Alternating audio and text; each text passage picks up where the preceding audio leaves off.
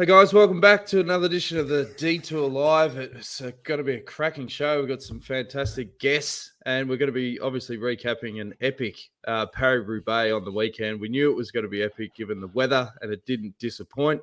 I'm joined, as always, by four-time national road champion Johnny Chirot, the voice of cycling Phil Liggett, and freshly retired cyclist Mitch Docker, who's looking forward to the next chapter of his life. Mitch, how are you travelling, mate? I'm okay now, or I'd say I'm about 90%, but I don't know whether it's a combination of slightly getting sick, the relief of the race, the relief of career, racing a wet Roubaix, everything combined. I was man down for a couple of days, and I mean proper. I haven't been like that for a long time. In the bed, sick. I was like, what's going on here? I think the body just finally let go.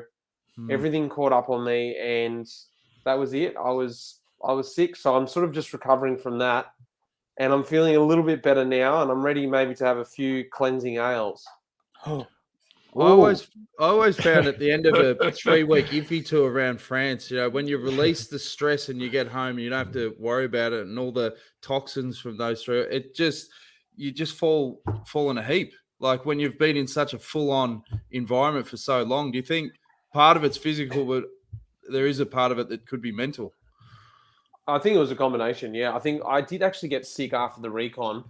I sort of kept it a little bit in-house because I was like, geez, the last thing I want to do now is get pulled because I've got a little cough or something. So I sort of managed it pretty well. But I think once, like exactly what you said, once I just came back and relaxed and let myself relax. And the build-up to my Roubaix was a bit of a stressful one anyway. Having the broken arm, being the last race, all this extra stress around a pretty stressful Roubaix. I think all that rolled into one when I finally got home. That was it. I was in trouble. Well, we obviously want to. Sorry, Phil. No, I was saying you set the trend for the day. I must say, Mitch. The first shot we saw you were getting back on your bike. There's a shot of it. And of course, Bob Rowe. I was working with Bob Rowe on NBC, and Peacock TV is our new home, and he was pretty eloquent in what he was saying about you, and quickly pointed out this was your last race, and was rather hoping you got to Roubaix. So you got look at that. What do you think I'm saying there?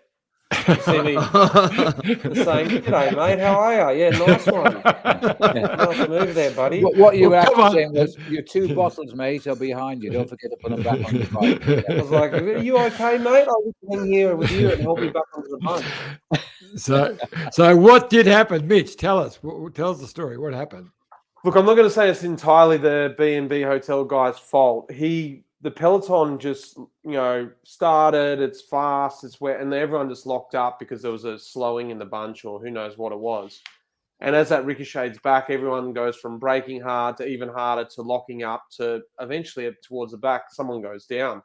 And I can't remember this guy's name, but he went down right in front of me. But I think I know it. I was very, very nervous. I was very stressed about the race.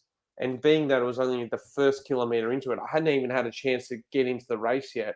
So as soon as I heard those brakes, as soon as I saw that guy fall in front of me, I also grabbed the brakes way harder than I should have. And ultimately, the front wheel of mine just went down too. So it was partly my fault too. I probably could, when I think about it in hindsight, if I was a more relaxed myself, I'm sure I would have just rolled around that and just rolled on with the day. But it just sort of shows me how much it was built up. And I don't know. Like, I don't know if things would have changed much for me from that crash. It didn't alter me too much. It was just what it was supposed to be, I guess. How were you I was going to say, how were you mentally after that crash? Was the adrenaline kicking in? Were you dirty on yourself? Were you able to just sort of calm yourself down after it? I was actually very scared, I have to admit. I've been quite nervous in the last few races. And if I go back to the Euro Metropole Tour, which was the race on the Wednesday before, essentially a trial race for me to see how my arm was coming back, I was really scared in the race. And I've progressively been getting a lot more nervous the last let's say, the last 6 months, at least the last year, about stuff that just generally happens. I do believe the peloton has changed a bit from when I first started, but also I've changed too. And things that I say now is like, I don't want to take these risks, and I don't, want to put myself in those situations. Those situations were there before, but I didn't see them as risks when I was younger. And the younger guys don't see them as risks either, because they just do what they need to do. Whereas I'm actually assessing that situation and going, and essentially I'm going against the grain, doing this stuff. I know where I need to be from my experience. I know how to do it, but I also can see the risk in doing that, or what I try and do. And I actually end up doing it the hard way. So when I go back to Metropole, that was a really tough race for me because it was a stressful race. It was a dangerous race. But actually, when I got through that race unscathed, I thought, okay, great. I've got the monster off my back. I think I'm ready to go on to Roubaix. I'm clear mind now. I got through that. I'm not feeling too worried about the race. But as soon as I started the race again, I did see these things, and I did feel stressed. I did feel nervous about that first sector.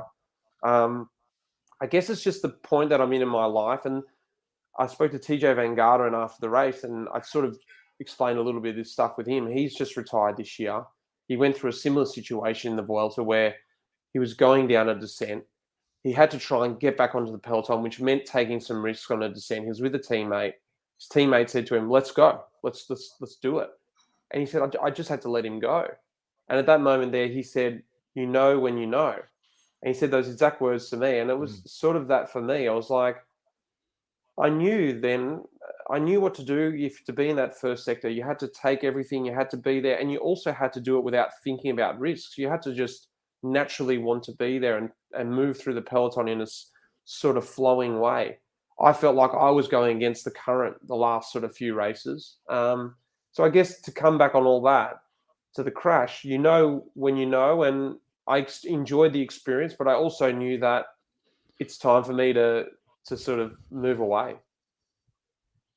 I was just going to say, we're all watching before the start, and it's raining. What were your thoughts just as the race was going to start, and you realised it was going to be as bad as what everyone was saying?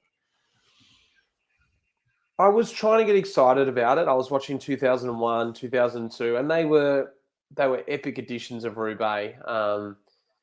And actually watching it, even as a cyclist who knows how hard and rough and slippery those stones can be, even watching it, I couldn't see it. You're like, it doesn't look too bad, really.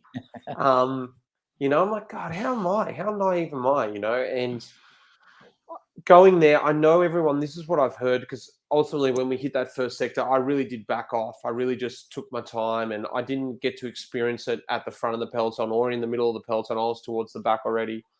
So I was taking a real safe approach. But apparently in the peloton, everyone did that. I think everyone was fearing it just as much as me and the person next to me. Everyone was sort of, in a weird way, looking after themselves because it had been built up so much. There was this talk going around that when we come to the first sector, it's like a bunch sprint. And you hit that first sector and there's guys doing lead outs, and then the race sort of explodes from there. And everyone thought that was going to happen into a wet first sector, a pretty muddy first sector. And we thought the third or fourth guy on that sector was going to drop it. There's going to be a mass pile up. Guys are going to break legs and all this sort of stuff. This was this talk around it. So can you imagine even the guys who, like I said, weren't thinking about risks and weren't too feared normally, they were starting to get nervous. So you can imagine how the older guys are feeling. So the whole peloton, I think, actually took a bit of a caution approach to those first few sectors. And then the race split up and guys found their groove and realised, you know what? These cobbles are rideable. You just got to ride them slightly different. That came over in television, actually. And I commentated, as I say, with Bob Rowland. I commented on the fact that the peloton was frightened. It was clearly obvious that the peloton was scared to death, and they were treating those cobblestones with the utmost respect, especially early on. Normally, they'd have gone crashing onto those cobblestones.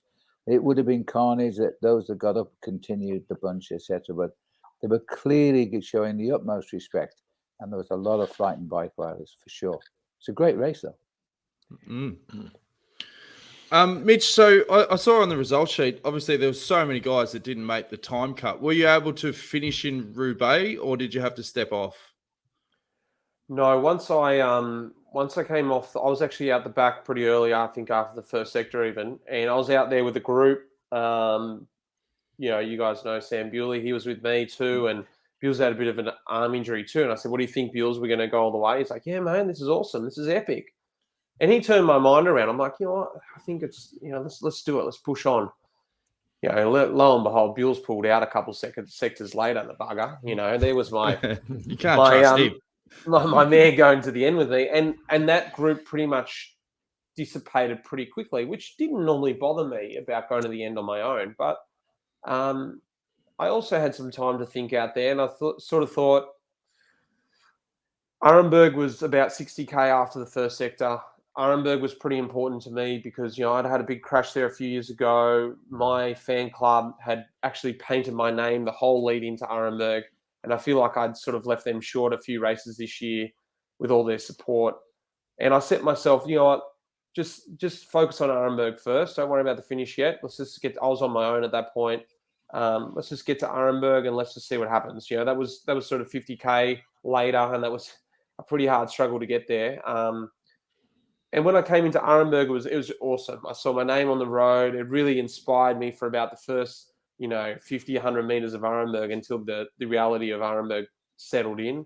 I crossed Arenberg, and I really thought then, you know what, for me, being out here today was an amazing experience. Actually getting to the race was a real challenge for me, and I was really happy I could do that to start the race, to be out there.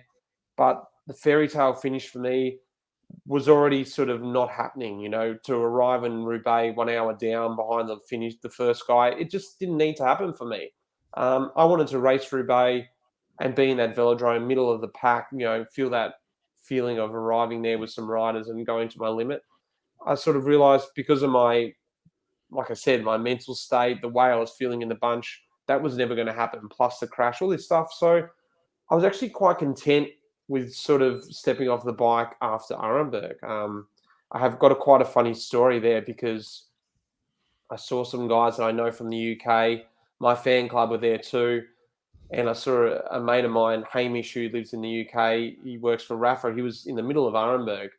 I actually yelled out to him on Arenberg as I went across. He's like, "Go, Mitch." I'm like, "Mate, drive me to the velodrome," and I'm not even sure if he heard me. He just goes, "Yeah, good on you, mate." I'm like, "No, I'm serious," So I stop at the end of Arenberg thinking I'm going to have to ride back, down the side, to find him because I'm sure he's got a car.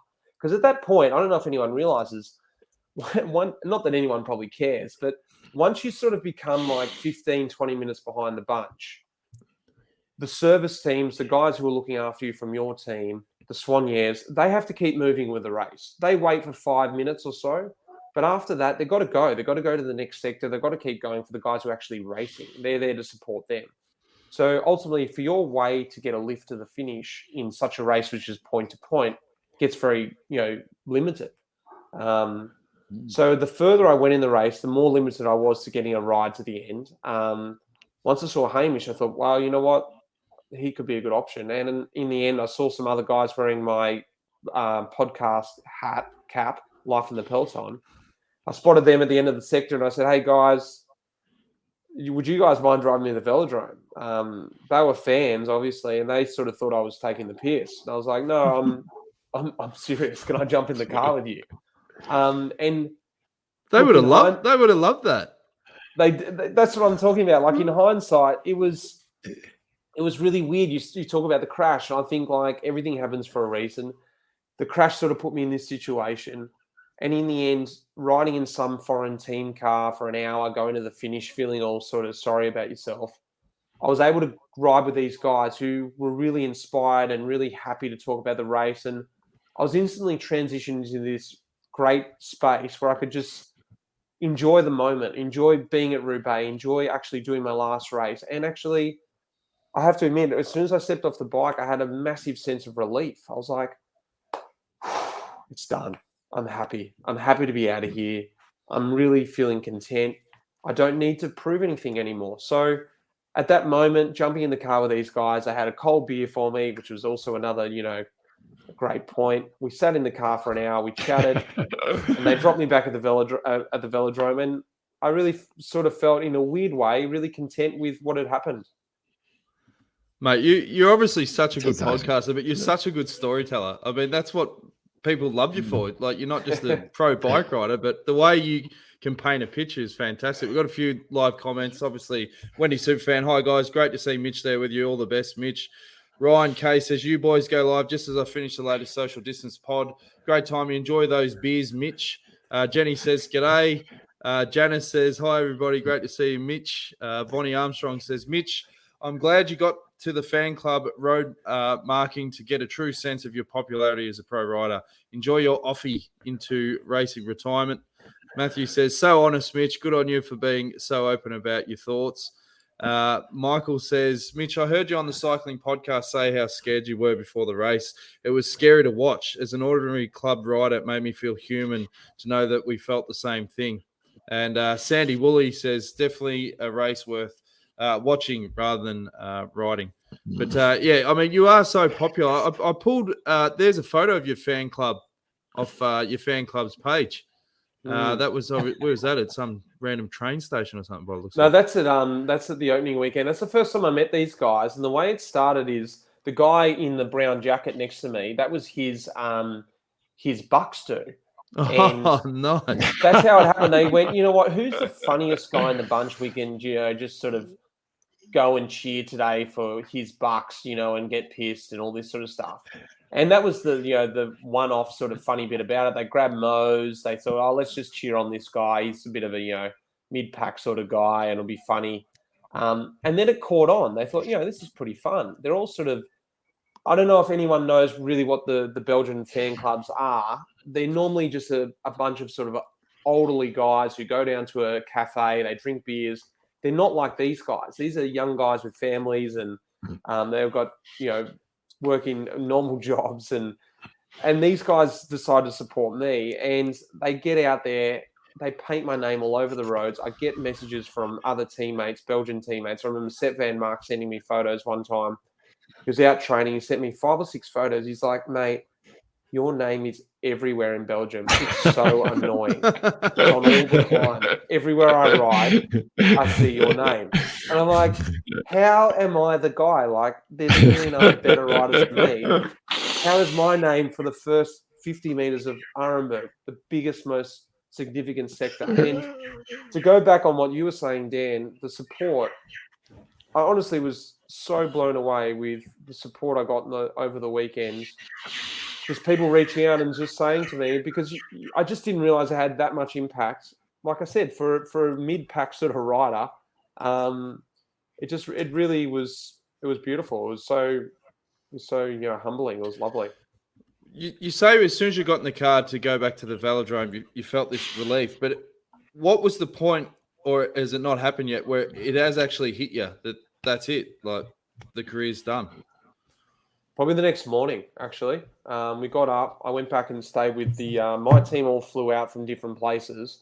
I thought, I'm just going to want to have a cleansing ale with someone. So I organised with my ex-teammate and good mate, Luke Durbridge, and good mate, Sam Bewley. We went back to the old Bike Exchange Hotel where I'd stayed many times in Belgium, the Leppel bed. And we just sat up in the front room and had one too many Orvals that night. And the next morning, woke up and went up to that front room and I was sitting there and I did have this feeling of emptiness. It sort of had set in. I was like, that's so strange. Like one day to the next, what's changed? Nothing's changed. I knew all this stuff yesterday, but suddenly I had this feeling of like, wow, all right, what are you going to do now?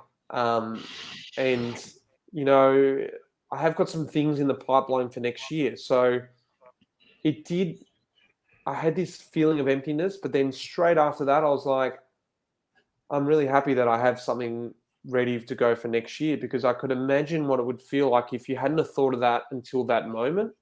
You'd have a feeling of emptiness and you'd have a feeling of like, whoa, holy shit, what am I going to do? I could really feel that edge of it. And I was really happy that throughout this year, knowing I was going to retire for a long time, I was able to put some wheels in motion that I can sort of move on to something pretty quickly next year and sort of enjoy this moment, opposed to just feeling like freaked out the whole time.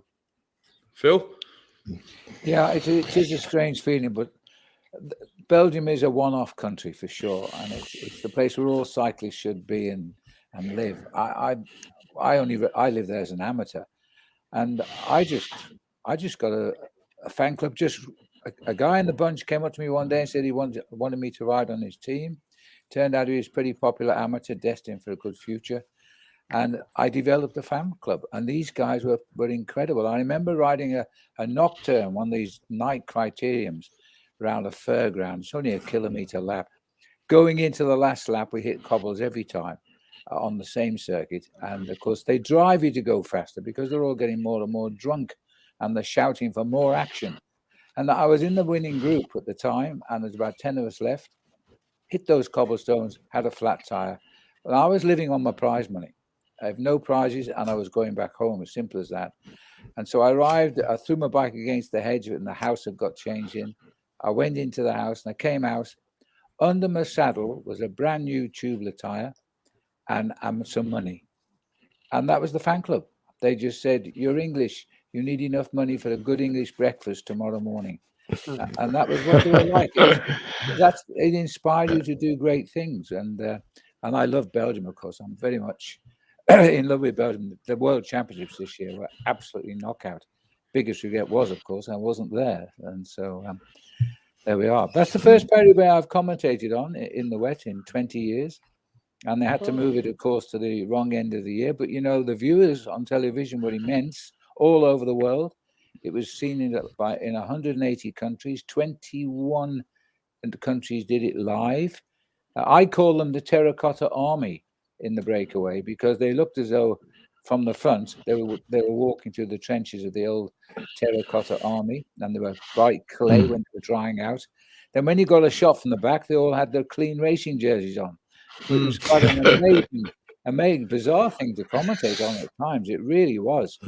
But even the TV motos binned it at one point there. Yeah, exactly. Talk about dedication to duty. When Boivin dropped it, it was his fault because we cut to it and we thought that the TV man had collided. No such thing. The TV man took a dive on the motorbike, the pilot did, because they would have hit Boivin. And in fact, he never stopped rolling the camera. So we got the whole thing on camera going down. He was still rolling it on the camera when they were all lying on the road. Now that's dedication to duty. And it also cleared up any immediate accusations that TV had caused the problem, because they certainly did not. But it was a bizarre race. It was wonderful. Same must be said about the women. There was apparently transmission problems. I couldn't find the women's race until about 30K to go. And I finally got it on NOS television from the Netherlands. And of course, the Dijkman had been in the lead for the last 82 kilometers. So she was always in our camera. That was a ride and a half. It really was. That was a great weekend for cyclists. Great weekend. So, Mitch, when you went to the finish line at the velodrome, did you get to go inside, or you just went to the team bus? What did you do after the race? I went to the team bus because I was then before the finish, and the bus driver took out the high pressure hose and hosed me down, actually, which wasn't that pleasurable experience, but necessary because we had that much mud on us that it would have clogged up the whole bus showers, and the rest of the riders also got the same treatment. Yeah, that we saw that with Sarah Roy, and then talking to Bills and the crew yesterday, they said the same thing. You literally couldn't go on the bus to get a shower because, yeah, as you said, it would have just clogged it up. But what were your thoughts? Obviously, Sonny Colbrelli, I think you tipped him, Phil, prior to Roubaix. He let me down at the Worlds because I tipped him for the Worlds. I said my heart wanted Alaphilippe to win, but I thought Colbrelli would win. But this time, it just shows you, though, the emotional pressure these guys are under. That was, the situation here with him screaming and crying, his mixed emotions. He just won Paris-Roubaix at the first attempt and crowned the best win of his career, and having had the best season of his career as well. everything was released there on the grass in the Roubaix Velodrome. He was uncontrollable. But I bet they had a good night after that. Well, I'll tell you someone who had a sensational ride and would probably give us insights to the celebrations that night is Heinrich Haussler, who joins us live. Heino, welcome back to the Detour. How you going, guys? How you going? Hello, Heinrich. You had a great ride, mate. Absolutely superb ride. You were on it. Yeah. Oh, amazing day. Well, I won't forget this one. Mate, how were the celebrations? Oh, mate, look at me. I think I'm still hungover. Did you get hosed down as well at the finish, Heinrich, or did you get in the showers? No, we just stayed around. We enjoyed the celebration, the podium. Just all hung around in the bus waiting for Sonny to come back. And then we had a shower on the bus. And went back to we all were going to go home, either drive home or fly home. But we all decided to stay in Brussels and go out for dinner and celebrate a bit. So fabulous. Hey, why not? You deserved it. There was great vision, Heino, of you, grabbing Colbrelli as he got to the line. It seemed to be a wonderful celebration together. You're obviously good mates. Yeah. I mean, the team this year, for some reason, I don't know, it's just grown so much. We've come together. We just have this like kind of team atmosphere, spirit, brotherly kind of atmosphere. It's really hard to explain. It's just been, from the beginning of the year, it's been getting better and better and better. And I think the way we rode in Big Bank, even then it wasn't sure if Sonny really wanted to do Paris-Roubaix or even Mate. But I was texting them like after Big Bang. I said, guys, come on, look, this is a massive opportunity. You guys need to do Paris-Roubaix. And so just I still don't have words for it, because I mean, normally Paris-Roubaix you kind of do need years underneath your belt. You need the experience, and Sonny going in there absolutely not knowing nothing or what to expect, pulled off probably one of the hardest Paris-Roubaix in history. So it's just I still think he doesn't know what he's done or what he's achieved. So I got no words. It's just unbelievable. Mate, we've got plenty more to unpack. Phil, you've got to go to a meeting up north. We're going to take a really quick drinks break, and then we're going to unpack more Roubaix after the break. How are you traveling, Mitch? You got to go anywhere, or? I'm retired. Yeah, whatever you need. Yeah, I okay, mind perfect. if you can ask Heino a few things too. All right, mate. Yeah, hang around. That'd be great. That'd be wonderful. Yeah, I'm sorry I've got to rush off today, but I've got a big meeting and it's an hour's drive at least. Kashi? Heinrich, fantastic ride, mate. You've had a great season. And Mitch, you're one of us now, but I hope to see you again soon, man. Beautiful. Good on you, Phil. See you, Phil. Easy, mate. Well, see you, mate. All right, we're gonna take a really quick drinks break. When we come back, we're gonna unpack more Roubaix. Stay tuned. Look at this bike. You think it's just a bike, right? But it's not. It's a bike 374 people are looking at. This guy, this girl, them, all looking at it. People from here, there, and wherever this is. People that are looking for a bike. Or just a piece of it. Amateurs, semi-amateurs, and pro-amateurs. This guy wants this bike, but with this crank and these bars. This could be the perfect match. But not this one. This girl has a bike to sell, and thousands of people might purchase it. Eyes on Bikes help grow small businesses. His, hers, yours, and the latest data and insights help those businesses keep moving. We are the world's #1 bike marketplace, with over 500,000 products and 900 brands, where buyers and sellers are brought together in a place where a bike is never just a bike. Bike Exchange, where the world buys, sells, learns, and rides. Life is like a two-way street. It's about consideration and mutual respect. Roads are much the same. However you get around, walk, ride or drive, if we share our roads, we can all be safer.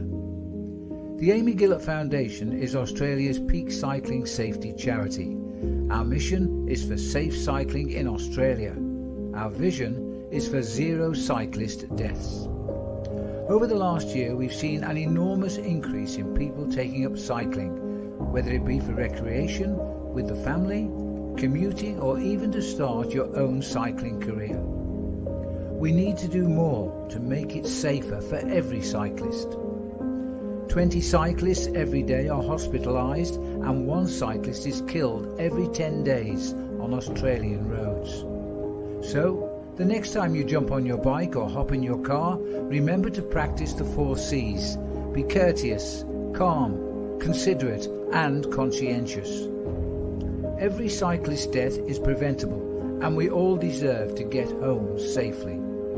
Please donate to help the Amy Gillett Foundation make the roads safer for you and for me. Thanks again to Bike Exchange and the Amy Gillett Foundation. Now, Mitch, you are the master podcaster. Everyone's obviously listening to Life in the Peloton. Mate, the floor is yours. What do you want to pump into your old mate Heinrich Haussler? Well, I actually just wanted to ask him a little bit about Marcel Zeeberg, because Zeeby was going through, it's a very similar thing to me. It was his last race. And, I spoke to Zeeby at the very, very well-known rider in the peloton, especially by the other pros. I don't know how well he is known in Australia, but he's a very much respected rider, especially for me. I look up to him quite a lot. He does a similar role to me, but probably a lot better. And anyway, I was speaking to him in Bing Bank, and he said, "Hey, Mitchie, you're going to finish at Roubaix?" I said, "Yeah, it'd be great. Let's get to the velodrome, all this sort of talk." But actually, I did see him down the back near me coming into that first sector. But as things happened, I didn't see what happened, and I was just wondering if Heino knew how his day was, how he ended up, and how he was feeling after finishing at Roubaix. Yeah. First off, Seabu's going to be dramatically missed next year. There's not really anyone that can replace him just because of his positioning in the peloton, his knowledge of reading a race tactics, everything, So he's been a very, very important role in the team in the last couple of years with sprints and classics, and it's just his knowledge is just unbelievable. He's always sacrificed himself completely for the team. Never ever thought of himself or tried to do anything for himself. So it's also hard to find a rider like that these days that really does absolutely everything for the team, and he's going to be a big loss for next year. And the conditions on Sunday didn't really make it any easier to try and finish the race. I think that was one of his main big goals, to finish the race, finish his last race, especially Paris-Roubaix. But I mean, the conditions were just absolutely terrible, and if you weren't in that first part of the race after those first few sections, there wasn't really any chance of finishing the race. But he had a good day. We all had a good day because Sonia won. He said he was in the bus, he had tears in his eyes, and for him, I think it was also a win. So it's also, he didn't finish the race, which he was a little bit upset about, but we won as a team, so it's also a good. I think also that was his first monument as a win. I think all the other teams before. Wow. He's never been in a team that's won a monument, so it was also a good way to go out. Have you spoken to him since? Just going through this process myself, and have you spoken to him since the day after, or in the last couple of days, how he's going, and if he's feeling a sense of relief, or like a bit of anxiety or emptiness? I don't know. Like, what was the feeling you got from Marcel? Because he had a bit longer career than I, and I'll just be interested to hear how he's going. Actually, I probably should just contact him. Yeah. I really don't know what riders go through when they're about to stop or when they know they're going to stop. Actually, to be honest, I don't even want to think about it because. Well, wait a sec. I'm going to interrupt you there because you messaged me.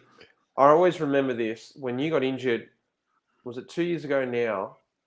And you said to me, I can't remember exactly what you said, but you were something like, I really got to realize how good the job was. And I got a little insight to that. It could be over. And this feeling like, I don't want to lose that. And you pushed so hard to come back, and you're back at the top now. So I guess you sort of did get a little inkling of, well, I don't want to retire yet. And that's what it feels like to stop when you don't want to stop. So I guess you sort of have somewhat of a feeling. Am I correct? Yeah. When I did have those injuries, it was really yeah, it was touch and go. Either, you know, keep on going or stopping. But no, just because of the knee problems I had, running from doctors to different doctors, not knowing what it was just, and I wasn't able to ride any longer than 1 or 2 hours without pain. So it was getting to a stage where it's like, yeah, okay, maybe I'm gonna have to stop.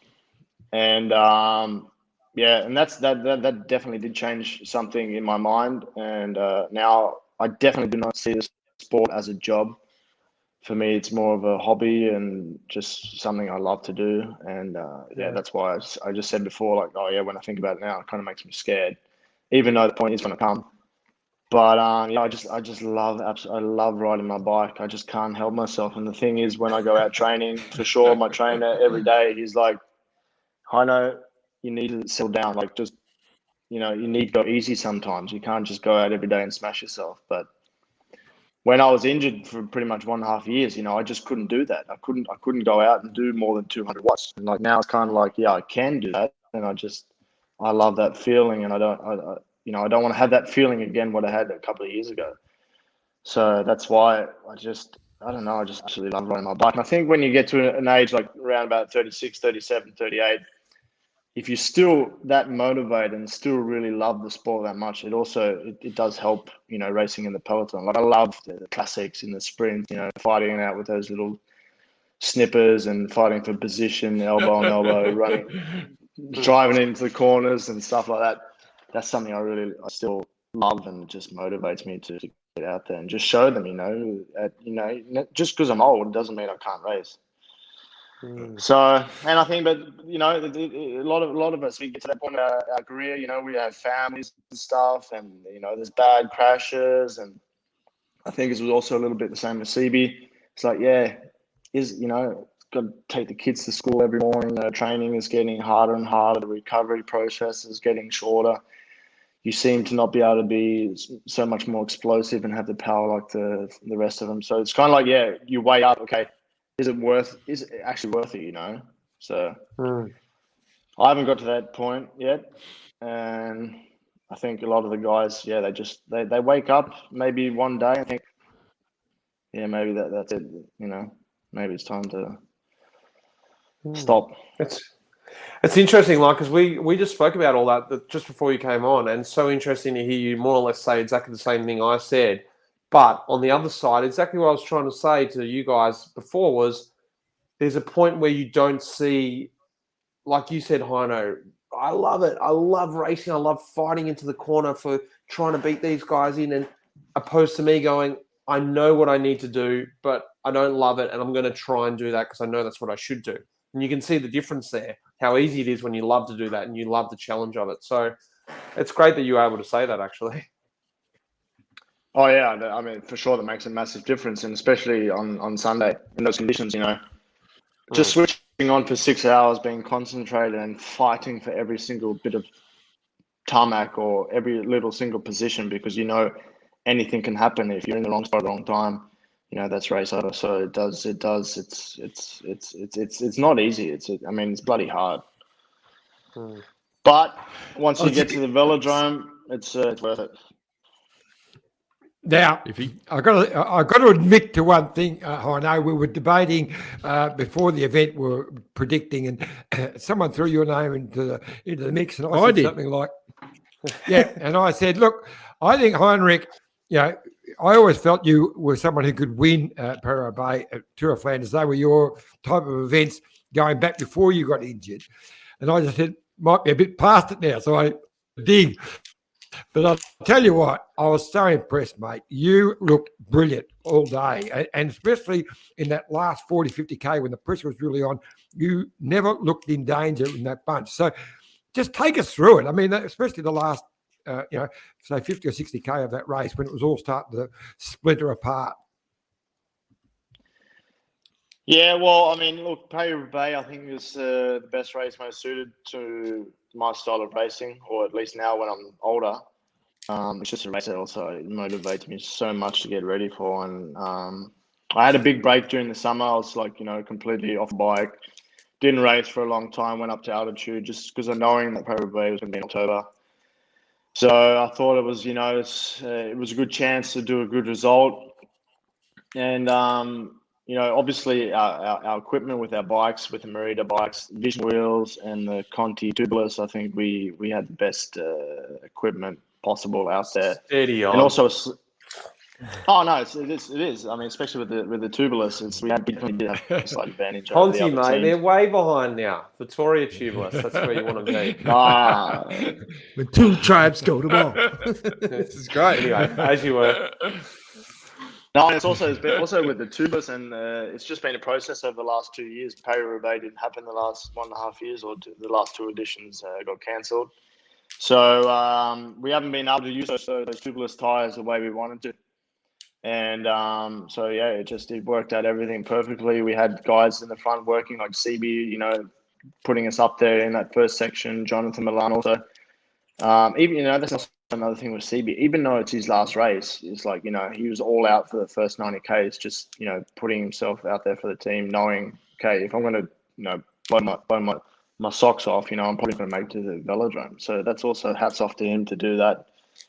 And then we had two guys in the front group. 30 guys went up the road pretty early, I was like kind of a little scared, I was like, Sonny's with me, Mate's with me. I mean, we did have two guys up there, but they weren't really our two captains. And I was a bit worried that it was going to go all the way to the finish because it wasn't really that much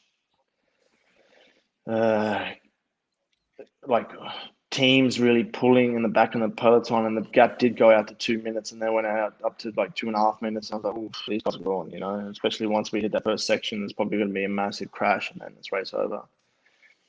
But, it was pretty much like an elimination race. Section for section, there were the crashes, guys got dropped, guys had flat tires or whatever. And then pretty much the section before Arenberg was the first decisive move. I think there was like about 12, 13 guys that went clear of the peloton with all the favourites, like Van der Poel, Van Aert, and all the rest of them. And then after Arenberg, Sonny, I don't know what happened, but he all of a sudden just decided to attack. And basically it went from then. They went off the front.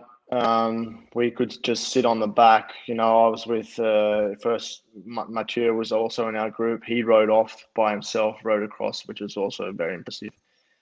And then the last 50 Ks, I mean, for me, it was basically just a free ride to the velodrome because having Sonny in the front, I didn't really have to do nothing, just sit on and maybe just, go through the odd time to the front and just slow the speed down or brake in the corner just to piss everyone off.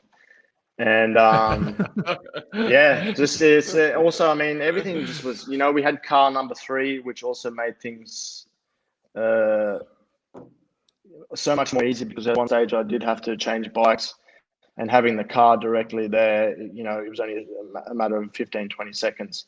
If we would have had car number 20, the race would have been over. So, it made our life, everything just went perfect on the day, and that also has to happen at Paris-Roubaix. You need to have luck on the day. I mean, you also make your own luck,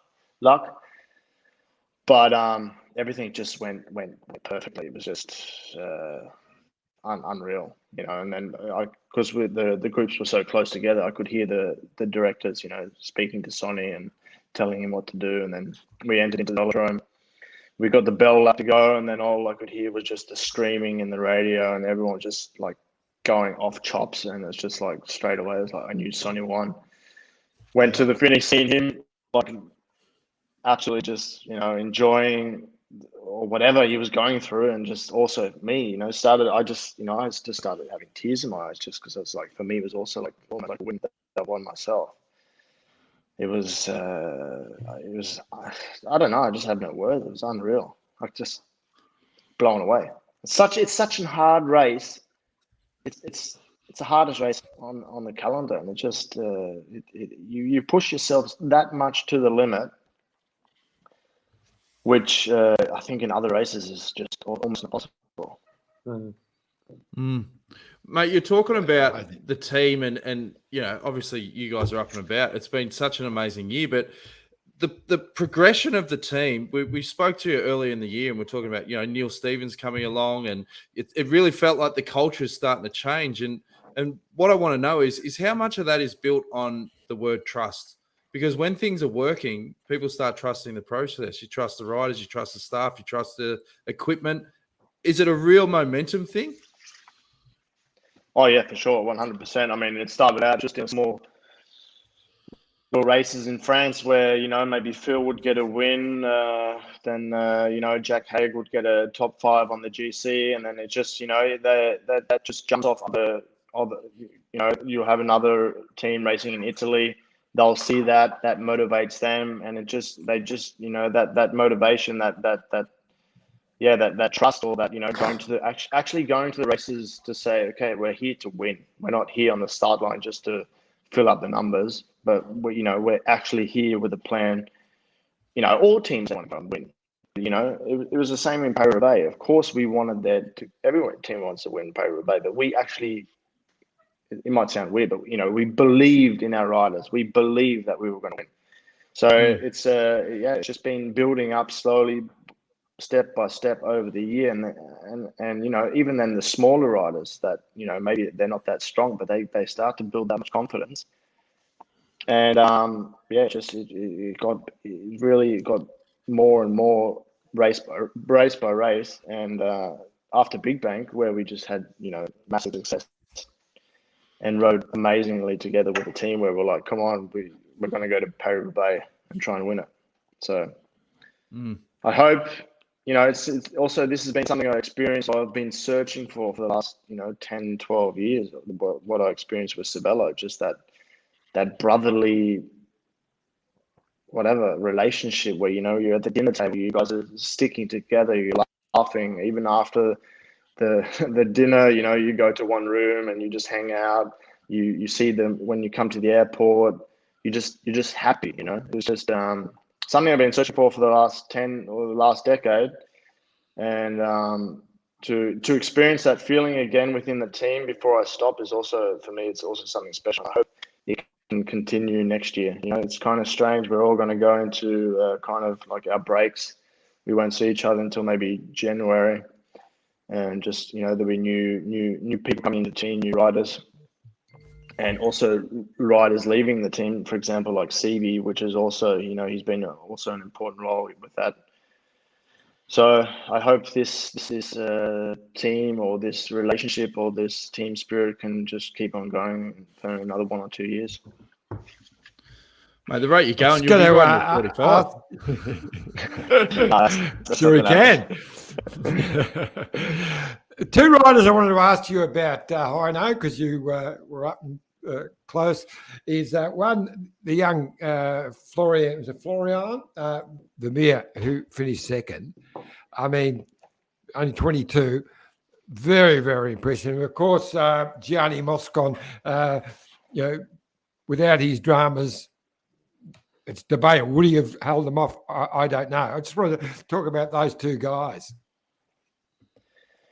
Yeah, well, I mean, Johnny, he's a strong rider. He's been known already beforehand, especially one-day races for his power and strength. And he's also done a few good results in the past. So, I mean, it was no surprise, really, that maybe a little bit of a surprise in Paris-Roubaix being up there. Florian, I know Florian pretty well because I've done a big, long training camp in altitude during the summer.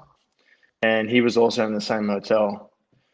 So I've seen a lot of him this year, and also because he's that kind of classic style races, and he'd be, doing lead outs and putting his guys into position. So he's definitely a young and up and coming talent. I did have a big run in with him during the classics. I didn't even know who he was. And straight away after the rest, I Googled him or looked on Pro Cycling Stats, and I was like, yeah, okay, no, he's all right. He's a classics guy.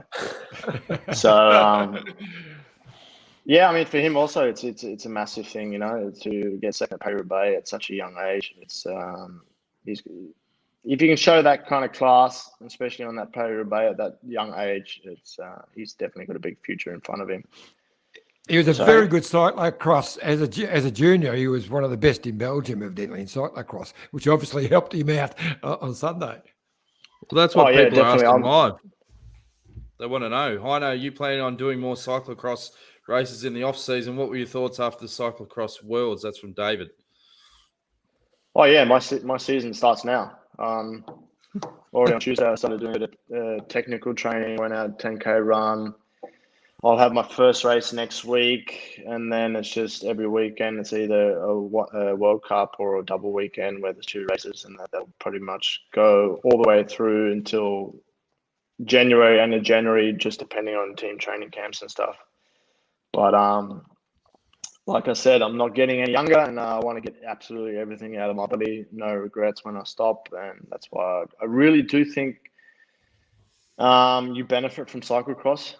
It's just also I'm not 100% sure I benefited from it on Sunday, just the bike handling skills. And if you've seen the amount of guys that were up there, you know, that did cyclocross in the past or are still doing it, it's quite a lot of them. And yeah, it's just I really love it, and I think it does benefit, and that's why I'm going to do it. I mean, it's also hard, you know, like straight away now everyone's going into their breaks and they're going off to Spain or whatever, doing their holidays, and just keep on going. And then it's a lot of stress. It's just pure stress, especially if you have a family at home. You're just always, you know, traveling. You're always away at home. You have to have a good support behind you and a wife that really understands what you're doing. So, yep, I'm going to be doing a full season this year. Got a proper setup, got all my bikes ready. I'll have help from Marita and from the team. And yeah, it's just after last year, the few races that I've done, I was like, yeah, I'd really like to. I mean, I know I've got absolutely no chance whatsoever, but the whole idea of it behind it is, you know, to try and get a little bit more faster, a little bit more power for next year for the classics. Mitch, were you ever tempted to do that? I love the idea of it. I really love the idea of it, and maybe I was a bit like Heino, where I'd be like, oh yeah, I'll get up there and try it, but I never went that far. And seeing and speaking with Heino made me realise, you know, Heino's a much better classics rider than I am, and to see him, and I respectfully say this, and Heino knows what I'm talking about, get his ass absolutely kicked up there, means that I would not even barely get a lap around there. Because the stuff you see on TV, and it goes back to Roubaix, you're watching, like I said, I watched 2001, 2002 wet Roubaix. I'm like, this actually doesn't look bad at all. Same thing happens when you watch cyclocross. You're like, oh, I could get around that. But some of the stuff they're doing is so technical, so hard, because you're watching it on TV, you think it's okay, let alone the speed of it and the accelerations and all this stuff. And Heino holds his own there. He's pretty respectful out there. But comparison to those, the guys who do it professionally for their whole, you know, their living, and Van der Poel and Van Aert and these guys, it's a big gap. So I would love to see Heino be somewhere closer up on the grid this year, because I think that does help a lot too, the starting grid that is. And hopefully he can work his way up a little bit and have a bit more of a chance to sort of hang in the front for a little while. What do you think, Heino? Have I overstepped my comments there? Yeah, I probably think so. No, it's just that, yeah, you can't. They're technically that good and that strong. Just like, for example, there's one, like, even if I had my finish line after like 5 or 6 minutes, you know, they would still, and even though they had to do 1 hour racing, they would still be that much far in front of me. It's not funny, but it really comes down to more. It's more the technical part. You know, you really have to. It's also hard to train technique when you're 37. You know, it's like, I've got 2 kids now. They're 6 years old, and already know we're starting with them. They're just absolutely crazy. You know, one thinks they're mature, and the other one thinks they're wild. It's so funny to see when we're out on the playground or on the street. They're like, you know, they're commentating themselves. So yeah, you dropped offline, John. Yeah, phone went flat. I had to go back to Wi-Fi. Okay. Sorry, mate. Sorry, Heino. All good. Yeah. No, all good. Yeah, it's just something I'd like to, yeah, definitely. For example, the World Cups last year, I wouldn't even have a chance to finish them. It'd be nice if I could get to some kind of level where I could actually finish a World Cup, and then I'd be absolutely satisfied with that. Got a couple more comments. Janice says, fabulous listening to Mitch and Heinrich. All the best in your retirement, Mitch.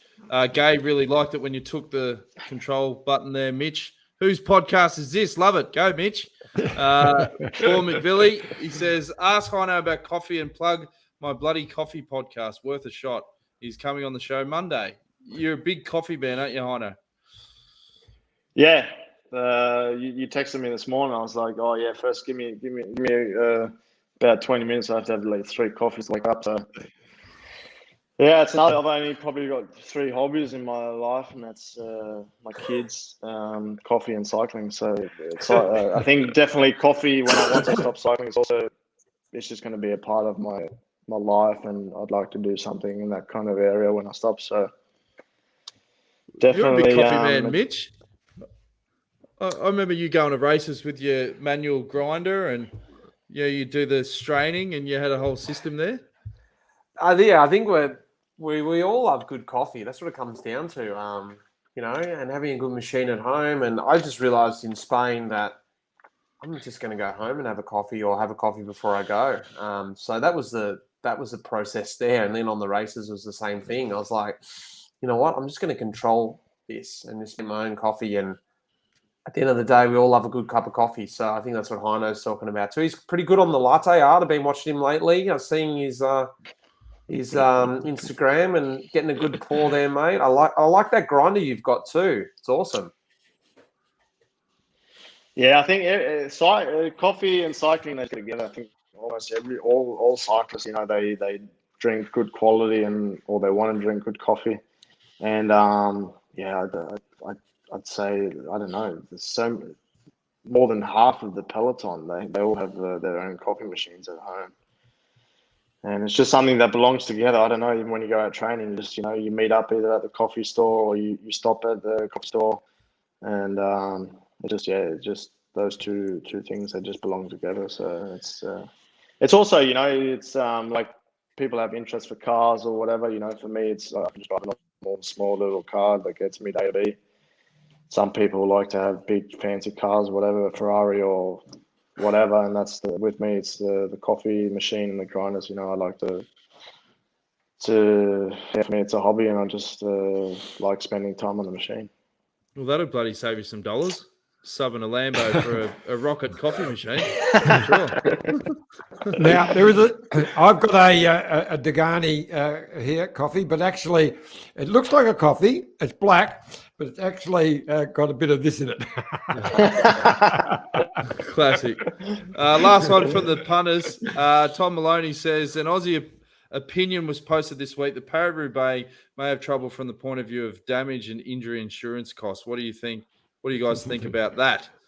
It's probably not something you'd be worried about, would you? That's all back-end logistics. I actually think it was nowhere near as dangerous as I anticipated, or anyone anticipated. I thought there was going to be crashes all over the place, but coming out of it, from the stuff that I've heard and speaking to guys, there wasn't a lot of people that came out drastically injured or a million people crashing, but I could be wrong. Heino, what do you think? Yeah, I didn't. To be honest, I also thought, we're going to hit that first section and there's going to be 80 guys on the ground. But I also didn't really hear anything of people, crashing really bad or anyone ending up in hospital with broken bones or anything, to be honest. So, I didn't really hear anything. But I mean, it's Paris-Roubaix also in dry conditions. It's that dangerous and that bad, but maybe because the conditions were that bad, obviously a lot of the times we also didn't hit cobblestones as fast or in a massive group. So I think that may have also turned down the dangerousness of the race. And plus, already, I only can speak for myself, already after 120K, I was that stuffed and that cooked that, just also... you kind of sometimes just stay in your position where you are. You know how strong you are, and you weren't fighting that bad for position. So that I think that made it definitely not as dangerous as it would have been. Normally you have like 120, 130 guys coming into Arenberg with 70K an hour, and pretty much just closing your eyes once you hit that first section because you're fighting a position. But this year, that just wasn't the case. If we could talk to these guys for hours about obviously Roubaix, but I've got a couple of clips I've got to play with Bewls, Durbo, and Hayman. Anything you want to add before we let them go, Johnny? No, look,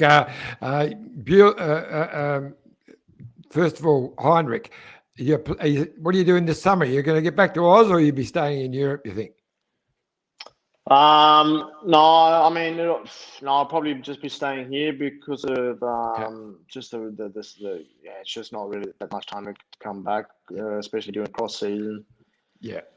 Kids just started school also here, so haven't really got holidays to go back to Oz. Plus, with the corona restrictions, it's also not that easy to travel international at the moment. And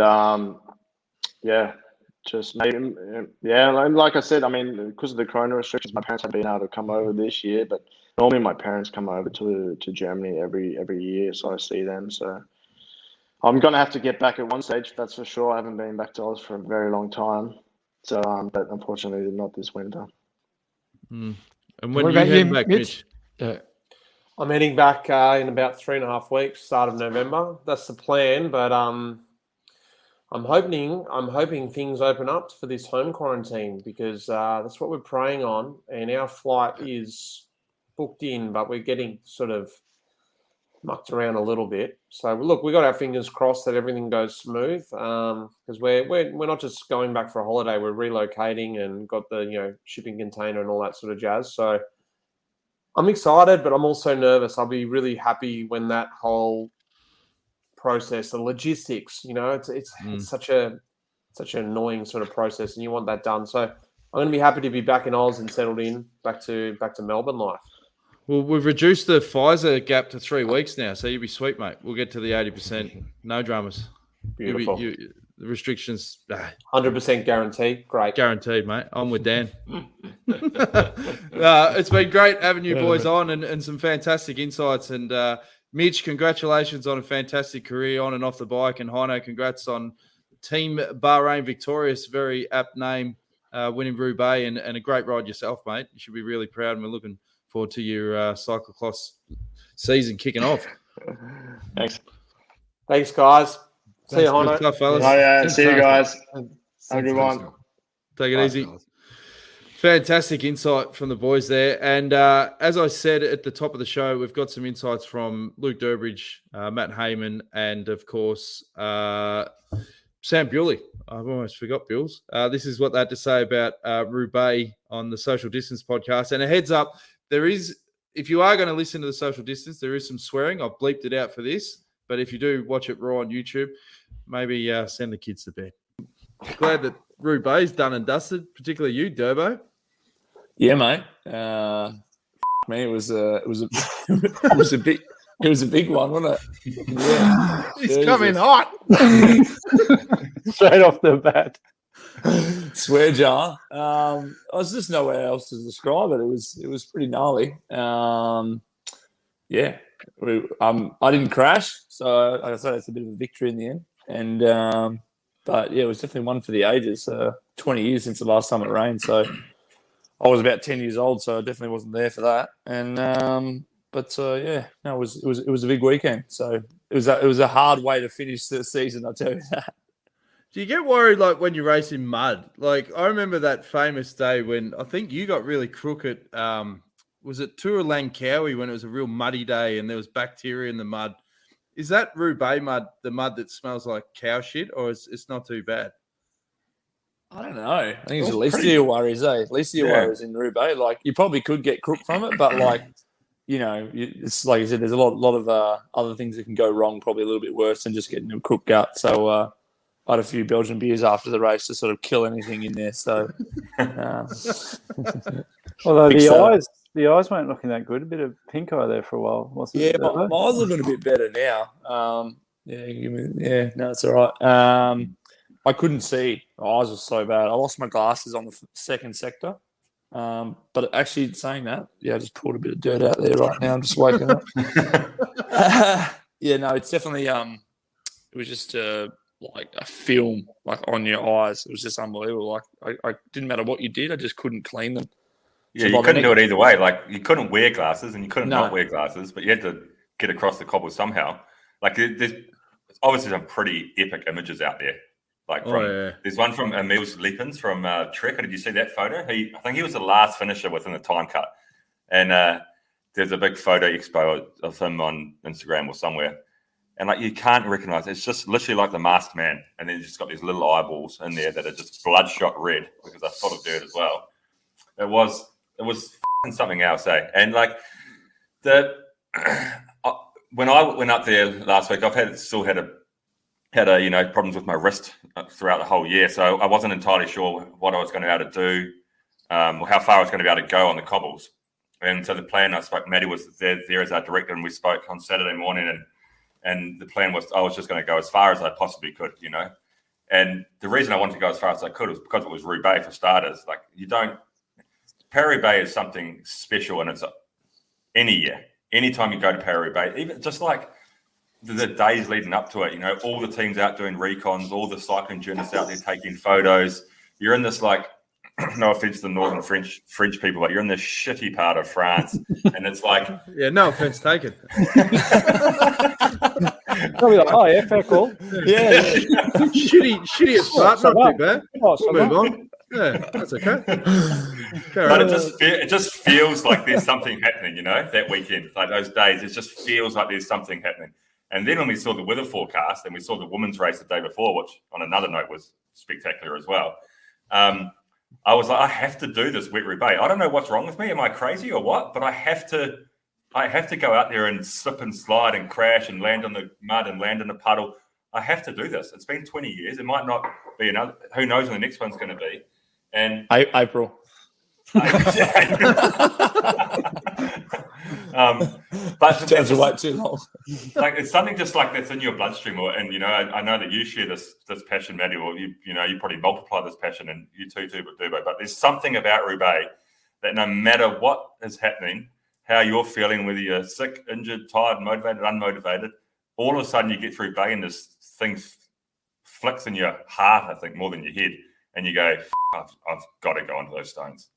Do you agree, Maddie? 100%. Yeah, 100%. 100%. I don't know. Maybe it's it's a little bit different. Flanders, we're kind of racing up there all the time. We're on those roads, and then yeah, it's just pretty mythical to go through Arenberg and yeah, especially. I mean, I was pretty nervous the night before, knowing that it was going to be wet. Nervous for you guys, and also knowing that outside of a stage of the Tour de France, no one had been on wet cobbles for 20 years, and nobody had a real true sense of what it was going to be like. So yeah, I mean, it remains pretty special for me. Were you driving, Matty, or did you have someone else? No, I had Big Lorenzo driving. He was he was wetting a few people. No, in his defence, the car, you cannot drive just down the cobbles, and you need to, otherwise it bottoms out in the ridge on the top.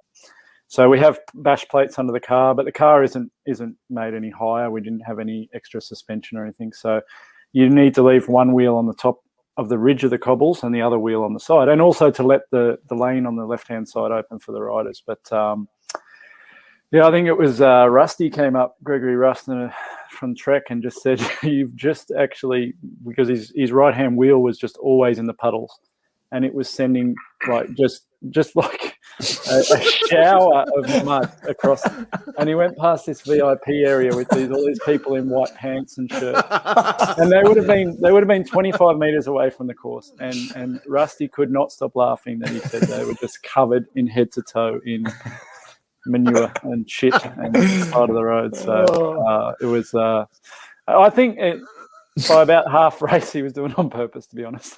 Oh, he's brutal. He's brutal. Yeah. He wouldn't give a shit too. Like those guys would be, oh, sorry, like the it's like loving it. There was a reason. We had to keep the car off from bottoming out, but I also think he found a couple of big puddles. Yeah, when you go up into the grass and you almost clean up through the barbecue set. Watch out. Yeah, I'm not driving on the cobbles, eh? We only had one car in the race. Well, one sports director's car. Yeah, kind of. So he had Hayman as the head DS, like calling the shots, and then Lorenzo driving the car for him. And then after a while, like Durbo went in the breakaway of like 30 guys went away about 30K before the first sector, or 40K. I can't remember when it was exactly. But before the first sector, this group of 30 riders went away. We had Durbo in there. We had Rob Stannard in there. And Durbo, who was one of our leaders, were our main leader for the race. And then at a certain point, all the cars, team cars, started coming past the peloton to go and drive behind the breakaway riders. They had a 2-minute gap at this point. And I never saw Hayman go past. And then I could hear him on the radio, and I was like, I never saw Lorenzo and Matty go past. But I assume that they must be at Durbo now. Like, no, they're in the puddles. That'd be crazy not to be servicing Durbo now in the cobble section, driving behind us. Anyway, we get to the first sector. It goes into about 10,000 groups, like straight away. Crashes, people slipping, sliding everywhere. And I'm in a group of 20 guys, 30 guys or something. And after about 5 or 6 sectors, by this point, I'm not even in the same radio service as Durbo. I'm so far behind Durbo at this point, 10 minutes behind him probably. And I come off the sector and I turn left. So we turn left and I look to see if there's any more riders coming on the cobbles. And there's my team car there with all the bikes on the roof. And I'm like, what the is Matty doing? Like, he is he backing me or what? Maybe he's backing me for to come back here. On the way in. And so I turn around and I have a look back, and it was just our team physio and one of our team mechanics just driving the other car just in the race. Like, hey boys. Yeah, I had to make a call. I had to make a quick call, and we're flexible multitaskers. Fantastic insight for the boys. They were definitely up and about on that episode of the Social Distance podcast. So you'll have to check that out in its entirety because Durbo tells a great story about Bewls washing his Roubaix kit and taking all the mud off it and the numbers, and his parents were filthy. They wanted to frame it. So yeah, check that out. And also, this is really important. Keep subscribing and tell your mates, youtube.com/The Detour Podcast. It does make a difference because whenever we do a show and you turn on notifications, you'll get a notification to say, hey, boys are live. And we're going to have plenty of episodes through the off season, Iffy. We are, yes. We're every Thursday, and occasionally an extra one when it warrants it. Of course, this weekend is the final big race for the year. The season winds down, so we've got the Giro di Lombardi, and which is always a great race at a monument. And then next week we'll do a wrap of the whole season, the best of the detour, which I think could be pretty special, actually. Yeah, they've got a bit of work to do to cut all those clips up, but I will do it because it's very important to the fans, Johnny. They love a best of, so why not? So thanks again for all your support. Anything you want to add before we go, John? Just look, it was the word you missed at the start, an epic Paris-Roubaix. No doubt about that. First wet one in 20 years and just an amazing, and also the first women's Paris-Roubaix. I just got to say, I felt for Gianni Moscon, the Italian, who I believe probably would have won it. He was looking so strong. Once he had the wheel change, I just reckon that that tyre had too much pressure on it because he was bouncing around the place and then just fell off. And from then on, it was downhill. And of course, I was texting back and forward with Brett Lancaster, who was driving the car behind, and I can imagine how excited he was because it looked like Ineos could win their first ever Paris-Roubaix, but it didn't happen. And I was really impressed with the young Belgian who got second. That was Florian Vermeersch, but he was brilliant. And of course, Heinrich Haussler. Wow, what a ride! Yeah, shut me up big time. And speaking of Paris-Roubaix, the 2007 winner, Stewie O'Grady, big couple of days for him, Iffy. Yes, of course. He was going to be on the O'Grady. Yeah, isn't that beautiful? He was going to be on the show. Oh, there she is. Isn't she gorgeous? Zali Paris. Congratulations. O'Grady. Yeah, so I sent and Stewie and the family, fantastic. It's wonderful. And I sent a text through to Stewie yesterday. You ready for the show tomorrow? He said, I might be busy. And only about an hour later, I knew what. Yeah, fantastic stuff. But as we said, make sure you subscribe to the show and turn on notifications because we're going to be doing plenty over the off-season. Thanks for all your support. Thanks to Heinrich Haussler. Thanks to Mitch Docker. And thanks to the boys on the Social Distance Podcast, Luke Durbridge, Matt Hayman and Sam Bewley. Fantastic insights. We'll be back again soon. Thanks for tuning in. See you guys.